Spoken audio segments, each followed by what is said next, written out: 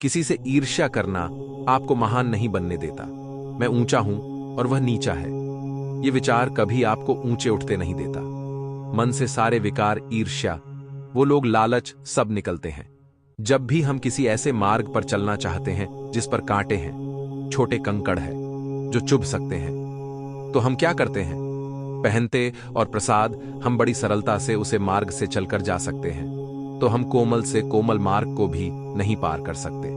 कुछ समझे, इसका सार यही है कि हम बाहरी युद्ध जीत सकते हैं तो सर्वप्रथम स्वयं को सुधारते हैं। जीवन में जब भी हमारे समक्ष संकट आता है तो हमारे पास दो मार्ग होते हैं। पहला मार्ग डर है, दूसरा मार्ग साहस के साथ उसका सामना करना। दोनों का मंतव्य लक्ष्य एक ही है, आत्मा सुरक्षा, जीवन रक्षा। किंतु भाई को दुर्बल माना जाता है और साहस को आपका बल माना जाता है।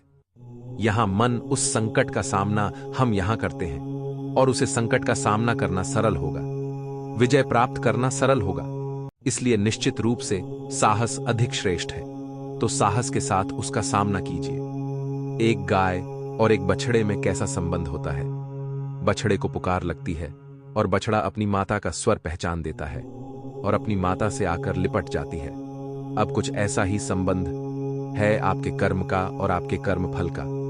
आप जो कर्म करेंगे, आपके कर्म आपके कर्म फल को पुकार लगाएंगे और आपका कर्म फल कहीं ना कहीं से आपको ढूंढते ढूंढते आपसे लिपट जाएगा। हम सभी कभी ना कभी जीवन में ईश्वर से कुछ ना कुछ मांगते हैं और ईश्वर जब हमारी मनोकामना पूर्ण करते हैं हम बड़े प्रसन्न हो जाते हैं। परंतु जब ईश्वर हमारी मनोकामना पूर्ण नहीं करते तब हम सोचते, संदेह करते हैं, क्या सच में ईश्वर है? इसका अर्थ यह है कि ईश्वर जानते हैं कि आपको इसकी आवश्यकता है, किंतु यदि आपने कामना की और वो पूर्ण नहीं हुई तो बस इतना ही रखिए, ईश्वर वह सब देख सकते हैं जो आप नहीं देख सकते। आप स्वयं को दुखी मत कीजिए। आपका केवल एक कर्म स्वर्ण की भांति चमकता है। संसार को आपके सोच विचार, आपके कर्म, आपकी शुद्धता का प्रमाण मिलता ही रहेगा। जहां लोग हमारे सत्य को स्वीकार करते हैं और लोगों की मिथ्या बातों को स्वीकार कर लेते हैं, वह भी बड़ी सरलता से, तब हमें बड़ा दुख होता है, बड़ा क्रोध आता है। लोगों की सोच पर यह जानना अधिक महत्वपूर्ण है कि ऐसा होता है। कई बार बड़े से बड़ा धनी भी इसका मूल्य चुका नहीं सकता। सत्य के साथ चलते रहिए, क्योंकि सत्य भी उन्हें के पास आएगा जो सत्य को खोजना चाहते हैं। आप कर्म करते जाइए, अपने सत्य के साथ आगे बढ़ते जाएंगे। मनुष्य के जीवन में जब कोई संकट आता है तो वह भीत हो जाता है, चिंतित हो जाता है, निराश हो जाता है। जब हम अपने जीवन में अपने लक्ष्य की ओर अग्रसर होते हैं तो कई सारे लोग हमें सलाह देते हैं, आपको वह करना चाहिए। अपने लक्ष्य को प्राप्त कर चुके हैं। मनुष्य का व्यक्तित्व उसकी वाणी के पीछे छुपा होता है। जो मौन धारण करके बैठा है तो हो सकता है कि आप उसे कुछ और यह समझें। यदि किसी के व्यक्तित्व को समझना है तो उसे बोलने दें, उस व्यक्ति की बातों को सुनना सीखें। यह आप सीख गए तो आपको अपने आप झांत हो जाएगा कि सामने वाले मनुष्य का व्यक्तित्व क्या है। एक अधूरी मनोकामना जिसे पूर्ण भी हम सोते समय ही कर सकते हैं, तो अपने वो है जो आपको भोर में उठने के लिए प्रतीक्षा करवाया। स्वप्न हम सोते समय तो देख सकते हैं, लेकिन इनको पूरा करने के लिए परिश्रम करना पड़ता है। जो मनुष्य को थोड़ी समझ आते ही समझ में आ जाता है, वह जीवन में सफलता के ही पीछे भागता है। जगत में प्रत्येक व्यक्ति को किसी न किसी प्रकार की निर्भरता अवश्य होती है। मनुष्य का मन सदा ही ज्ञान प्राप्त करने में विभिन्न बढ़ाव को उत्पन्न करता है। कभी किसी अन्य विद्यार्थी से ईर्ष्या हो जाती है। समर्पण मनुष्य के अहंकार का नाश करता है।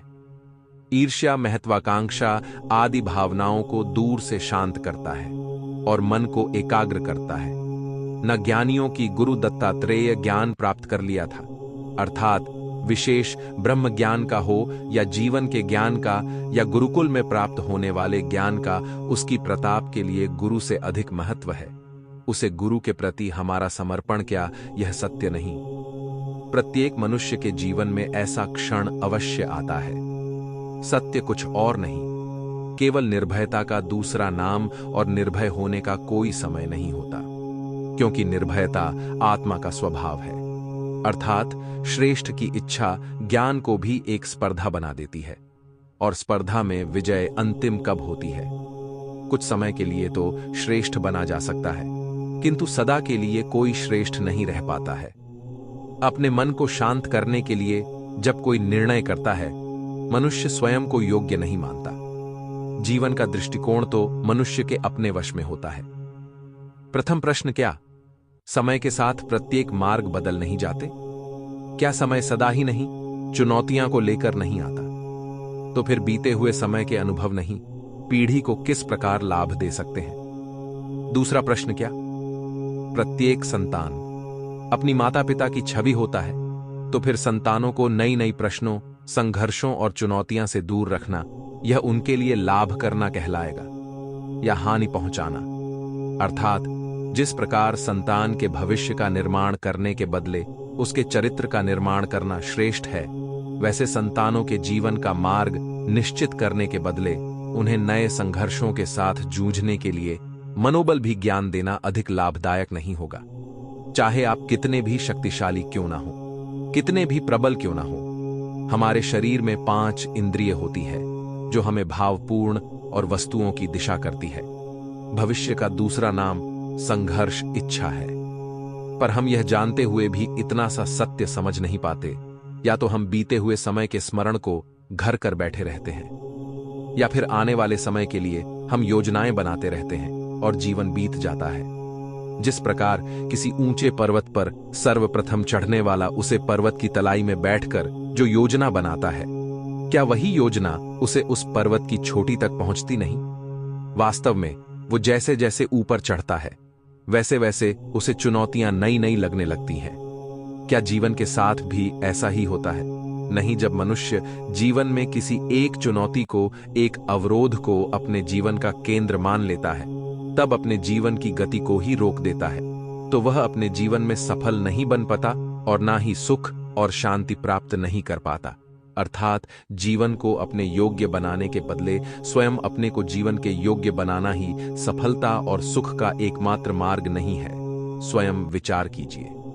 एक पिता सदा ही अपने संतान के सुख की कामना करते हुए उनके भविष्य की चिंता करते रहते हैं। किसी कारणवश सदा ही अपने संतानों के भविष्य का मार्ग स्वयं निश्चित करने का प्रयत्न करते रहते हैं। जिस मार्ग पर पिता स्वयं चला है, जिस मार्ग के कंकर पत्थर को स्वयं देखा है, मार की छाया, मार के भूख को स्वयं जाना है, उसी मार्ग पर उसका पुत्र भी चले, यही इच्छा रहती है हर पिता की। किंतु 3 प्रश्नों के ऊपर विचार करना हम भूल ही जाते हैं। कौन से प्रश्न? प्रथम प्रश्न, क्या समय के साथ प्रत्येक मार्ग बदल नहीं जाते? क्या समय सदा ही नहीं चुनौतियों को लेकर नहीं आता? तो फिर बीते हुए समय के अनुभव नहीं, पीढ़ी को किस प्रकार लाभ दे सकते हैं? दूसरा प्रश्न, क्या प्रत्येक संतान अपने माता पिता की छवि होता है? तीसरा प्रश्न, क्या जीवन का संघर्ष और चुनौतियां लाभकारी नहीं होती? क्या प्रत्येक नया प्रश्न एक नए उत्तर का द्वार नहीं खोलता? तो फिर संतानों को नए नए प्रश्नों, संघर्षों और चुनौतियों से दूर रखना, यह उनके लिए लाभ करना कहलाएगा या पानी पहुंचाना? जिस प्रकार संतान के भविष्य का निर्माण करने के बदले उसके चरित्र का निर्माण करना श्रेष्ठ है। स्वयं विचार कीजिए। आज किए गए निर्णय भविष्य में सुख अथवा दुख निर्मित करते हैं, न केवल अपने लिए, अपने परिवार के लिए, आने वाली पीढ़ियां के लिए। जब कोई दुविधा सामने आती है तो मन व्याकुल हो जाता है और मन बदल जाता है। युद्ध भूमि का उपाय करने के लिए केवल मन को शांत करने के लिए लेते हैं, नहीं तो क्या युद्ध से जूझता हुआ मैन कोई योग्य निर्णय ले पाएगा? वास्तव में अंतर्मन से जब कोई निर्णय करता है तो अपने लिए सुखद भविष्य बनाता है, किंतु अपने मन को शांत करने के लिए जब कोई निर्णय करता है तो वो व्यक्ति भविष्य में अपने लिए कांटों भरा वृक्ष लगता है। जीवन में आने वाले संघर्षों के लिए जब मनुष्य स्वयं को योग्य नहीं मानता, जब उसे अपने ही बल पर विश्वास नहीं रहता, तब वह सद्गुणों को त्याग कर दुर्गुणों को अपनाता है। जब उसके अंतर में आत्मविश्वास नहीं होता, आत्मविश्वास ही अच्छाई को धारण करता है। ये आज तो विश्वास है, क्या संगीत संघर्ष उसे दुर्बल बनाता है तो उसे अपने ऊपर विश्वास नहीं रहता। वो संघर्ष के पार जाने के बदले संघर्ष से छूटने के उपाय ढूंढने लगता है कि यह संघर्ष से अधिक शक्तिशाली बनाते हैं। ठीक जैसे व्यायाम करने से देह की शक्ति बढ़ती, तो प्रत्येक संघर्ष के साथ उसका मन की स्थिति, जीवन को देखने का दृष्टिकोण, मात्रा और जीवन का दृष्टिकोण तो मनुष्य के अपने वश में होता है। स्वयं विचार कीजिए, ज्ञान प्राप्ति सदा ही समर्पण से होती है। ये सब जानते हैं, किंतु समर्पण का वास्तविक महत्व क्या हमने कभी विचार किया? मनुष्य का मन सदा ही ज्ञान प्राप्ति में विभिन्न बढ़ाव को उत्पन्न करता है। हम ज्ञान प्राप्त नहीं कर पाते। मन की योग्य स्थिति केवल समर्पण से निर्मित होती है। समर्पण मनुष्य के अहंकार को शांत करता है और मन को एकाग्र करता है। मनुष्य के लिए बहुत ही महत्वपूर्ण है कि जब तक मनुष्य सत्य को स्वीकार नहीं करता, उससे असत्य से लड़ने की शक्ति प्राप्त नहीं होती। जब आप भोजन करते हैं तो क्या होता है? आपका पेट स्वीकारता है कि वह भर चुका है और आप भोजन करना बंद कर देते जो आपको निद्रा आती है। तो क्या होता है? आपका मन स्वीकारता है कि आपका शरीर थक चुका है और उससे विश्राम की आवश्यकता है। उसी प्रकार जब आपको किसी व्यसन को रोकना है तो आपको स्वीकारना पड़ता है कि बहुत हो चुका है, कि चाहे वह लालच हो या मदिराकांत, कि उस व्यसनों का त्याग न तभी प्रारंभ होता है जब आप यह स्वीकार कर लेते हैं कि आप उस व्यसन खेल बंद भक्त, हमने से ऐसा कोई नहीं जिनकी परछाई उनसे दूर रहती थी। हमारी परछाई सदैव हमारे साथ रहती है, ताकि हमारी परछाई हमारे कर्मों के फलों का संकेत तरह से तहसील कारण कई बार हमें अपनी परछाई से भय लगता है, परंतु इस भय से निवारण पाने का एक साधन अवश्य है। सूर्य की ओर मुख तत्व या किसी प्रकाश स्रोत की ओर मुख कर चुके तरफ हमें हमारे परछाई दिखाई नहीं देते हैं। यदि इसे जीवन के संदर्भ में देखें तो यह एक प्रकार का स्रोत शुभ कर्मों की चेतना, कि यदि आपके मन में शुभ कर्म करने की इच्छा, तो आप कभी भी अपने कर्मों के फल का भय नहीं होगा। सफलता पाने का मंत्र बड़ा कठिन नहीं, बड़ा सरल है। कुछ विचार कुछ समय उचित स्थान पर उचित होते हैं। जब आपके विचार, समय, स्थान और यानी परिश्रम उचित है तो सफलता आखिर को मिलेंगे। जिस प्रकार एक लोहे का लोहे से कुछ बनाते समय उस लोहे के सहित 8 तक के आने की प्रतीक्षा करता है और समय आने पर उचित स्थान पर प्रयुक्त बल से प्रहार करता है और लोहा आकार लेता है, ठीक उसी प्रकार आपकी सफलता भी आकार लेती है कि हम सभी को अपने जीवन में कभी ना कभी निराशा मिलती है और सफलता मिलती है, और अधिकतर लोग इसके पश्चात भाग्य का रोना लेकर बैठ जाते हैं। कुछ कहते हैं कि जिस स्थान पर मैं हूं उससे कहीं ऊंचे स्थान पर होने के योग्य था।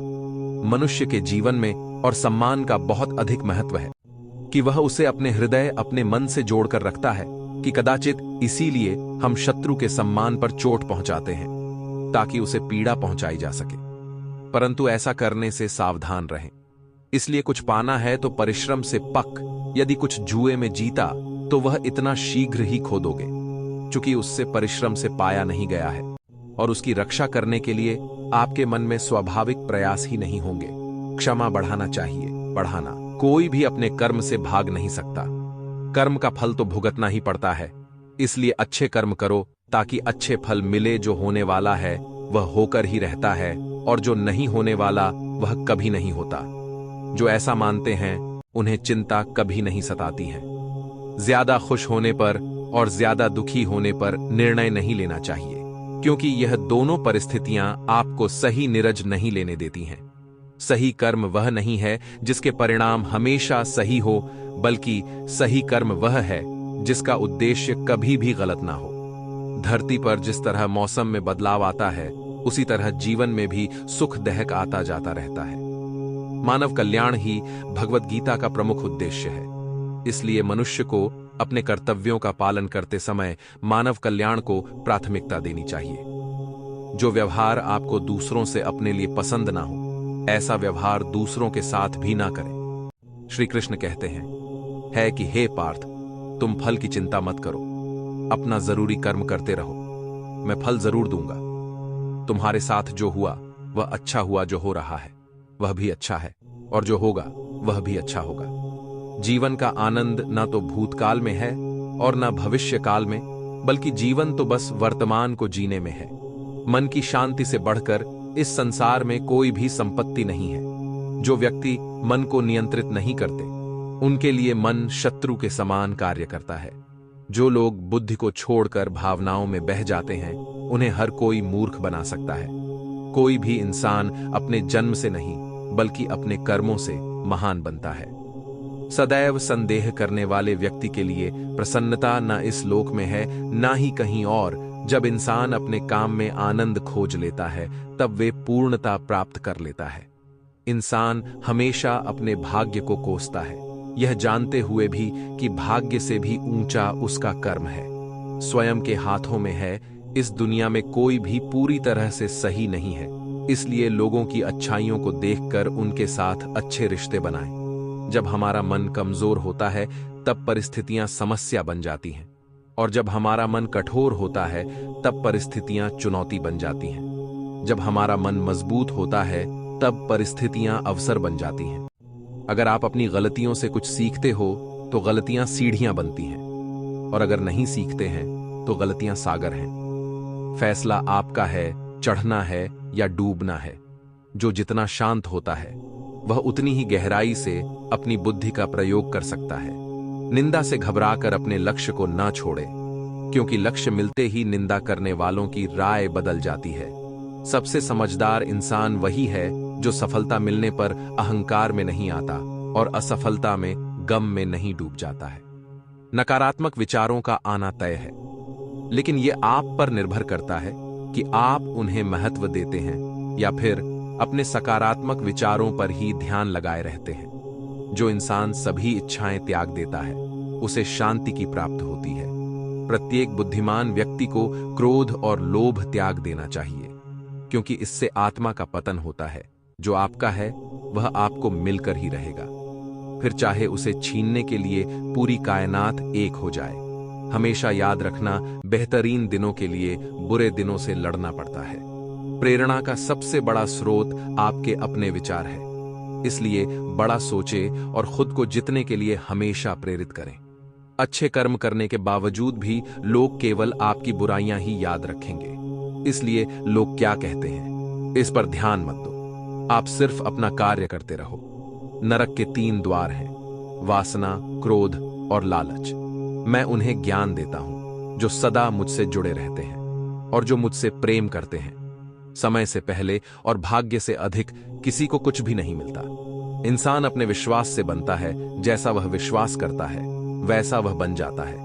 लगातार कोशिश करने से अशांत मन को वश में किया जा सकता है।